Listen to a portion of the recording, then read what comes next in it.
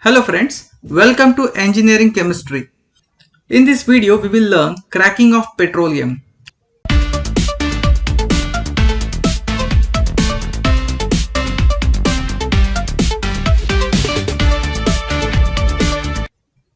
Cracking of petroleum is defined as a decomposition of bigger hydrocarbon molecules having a higher molecular weight, or we can say that it is a high boiling point fraction, into a smaller hydrocarbons having a low molecular weight or into a low boiling point fraction. For example, if I have a decane having a formula C10H22, its boiling point is 174 degrees Celsius. When it is subjected to cracking, it gets converted into two molecules, pentane and pentene. Both of them they have a low boiling point around 36 degrees Celsius. This conversion of decane into pentane and pentene is called as cracking of petroleum. That is a conversion of higher boiling point fraction into lower boiling point fraction.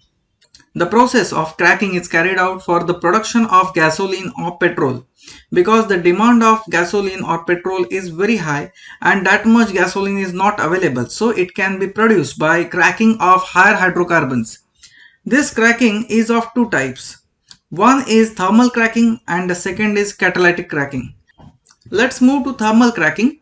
In thermal cracking, the heavy oils are subjected to high temperature and pressure when the bigger hydrocarbon molecules break down to give smaller molecules of the paraffins, olefins plus some hydrogen. This is also of two types. First is liquid phase thermal cracking and the second is vapor phase thermal cracking. In liquid phase thermal cracking, the heavy oil or gas is cracked at a suitable temperature at around 475 to 530 degrees Celsius and under pressure of 100 kg per centimeter square. The yield of thermal cracking is around 50 to 60% and octane rating is around 65 to 70, which is very less. In vapor phase thermal cracking, the pressure is lowered at around 10 to 20 kg per centimeter square. When the pressure is lowered, all the liquid gets converted into a vapor, and the same process is carried out at around 600 to 650 degrees Celsius. Here the yield is around 50 to 60%, but the petrol obtained has a better anti-knocking properties but poor stability than the liquid phase cracking. As we can see that the pressure and temperature applied in both the cases is very high and it is very difficult to achieve that high temperature, high pressure. Also, more fuel is required to achieve that high temperature and pressure. In order to avoid this, in 1940s, the same process is carried out in the presence of catalyst. This process is called as catalytic cracking. This is also of two types. First is fixed bed catalytic cracking and the second is fluid bed catalytic cracking. Let's see what is the catalyst that is used in the process. Modern cracking uses zeolites as the catalyst. These are complex aluminosilicates and are large lattices of aluminium, silicon and oxygen atoms carrying a negative charge. They are associated with positive ions such as sodium ions. Sometimes alumina is also used as a catalyst in the process. In this process, first there is a preheater, then second there is a catalyst chamber which consists of fixed beds of catalyst one above the other. Here the catalyst is in the form of fine granules and there are fixed beds, therefore the name is given as fixed bed catalytic cracking.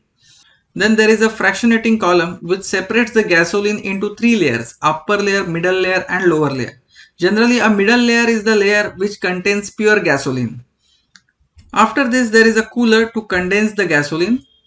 At the end the gasoline is collected and from this gases are removed from the stabilizer.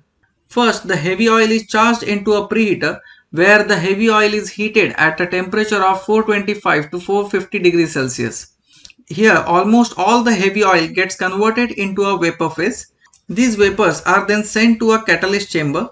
When these vapors are passed into a catalytic chamber, the process of cracking occurs. For example, decane gets converted into pentane and pentene.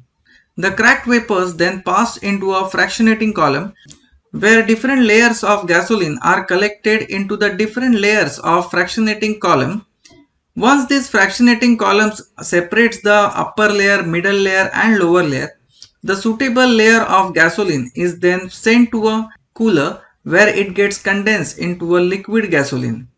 This gasoline still contains some dissolved gases, Hence it is sent to a stabilizer where it is heated at a suitable temperature. The gases are removed from the top and pure gasoline is collected at the bottom. The octane number of this gasoline is around 80 to 85.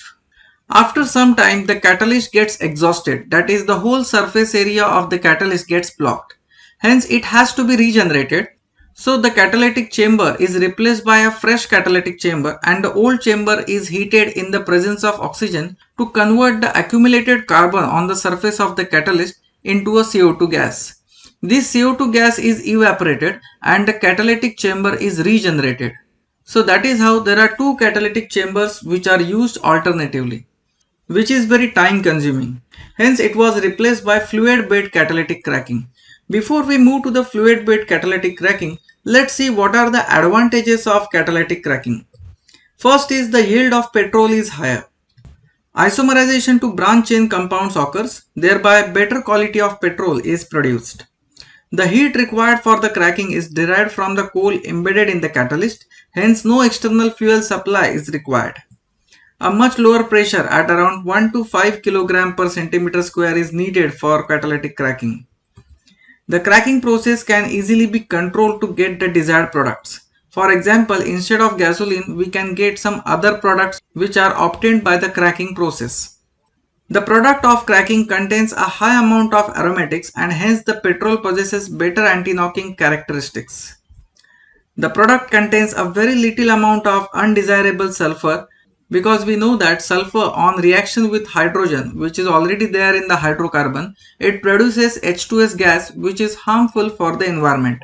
This formation of H2S gas is minimized. Catalysts are selective in their action and therefore they permit cracking of only the high boiling point hydrocarbons. Let's move to the fluid bed catalytic cracking. In fluid bed catalytic cracking also there is a preheater, then a reactor, there is a catalyst regenerator, cyclones for the removal of gases, then there is a fractionating column, a cooler and a stabilizer. We have seen that in case of fixed bed catalytic cracking, the problem was the catalytic chamber gets exhausted and it has to be replaced by another catalytic chamber. So that was a time consuming process. The fluid bed catalytic cracking is a continuous process. In this process, the feed oil is charged into a preheater which is maintained at around 425 to 450 degrees Celsius. At this very high temperature, all the heavy oil gets converted into a vapor and now this heated oil is mixed with the catalyst from the catalyst regenerator. This heated oil is mixed with the catalyst and this mixture of catalyst and oil is sent to a reactor where it is heated at around 500 degrees Celsius to convert it into a vapors. The spent catalyst is removed from the bottom and with the help of a blower, this spent catalyst is pushed into a catalyst regenerator. Here the exhausted catalyst is heated at around 600 degrees Celsius where the catalyst regeneration process is carried out. The carbon is converted into CO2 and removed as a flue gases from the top. The regenerated catalyst is again gets mixed with the heavy oil and thereby it is a continuous process. The cracked vapors are then pushed into a fractionating column to get different fractions of gasoline. In fractionating column, the heavy oil is removed from the bottom whereas the lighter fraction is removed from the top. This lighter fraction is in the form of vapors. It is sent to a cooler to get condensed into a liquid form. If any gases are still present in the cooler, then they are removed from the top whereas the mixture of gas and gasoline is sent to a stabilizer. In stabilizer, this mixture is heated at certain temperature and pure gasoline is collected from the bottom having an octane number at around 85 to 90. If there are any gases, these are removed from the top. So this is the whole fluid bed catalytic cracking process. The advantage of fluid bed catalytic cracking is it is a continuous process and it saves the time. If you like my video, click on like, do share and subscribe my channel. If you have any comments, do mention it in the comment box. Don't forget to press the bell icon to get the notification of my new videos and keep watching Engineering Chemistry. Thank you.